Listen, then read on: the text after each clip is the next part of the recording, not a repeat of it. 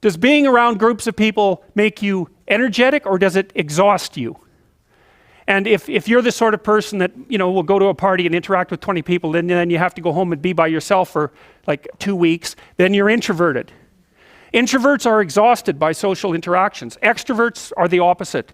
They're energized by social interactions. And you might be in the middle, so that you can take it or leave it with regards to social interactions, but you're happy to go to them and you're happy to spend time by yourself. But a real extrovert, there'll be some of you in here. How many of you can't stand spending time alone?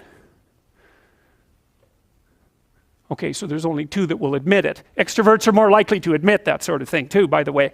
And how many of you like to spend time alone or would rather be alone?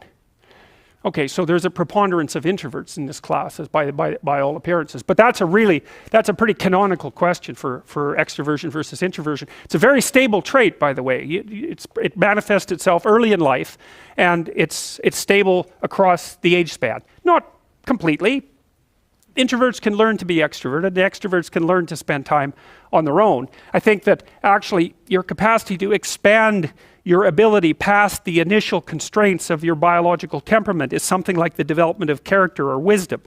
So if you're an introvert by nature and you learn how to be extroverted, then that expands your domain of competence. And if you're extroverted and you learn to be introverted, the same thing. But it's almost like, imagine a distribution of introversion here, extroversion here, a normal distribution.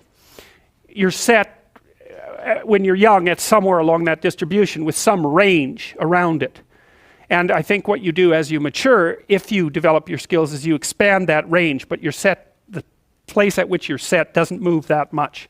So, okay, so you can think about them as subpersonalities. You can think about them as frames of reference. So frame of reference would be something like, well, since you're extroverted, you value being with people. And so you're going to look at the world.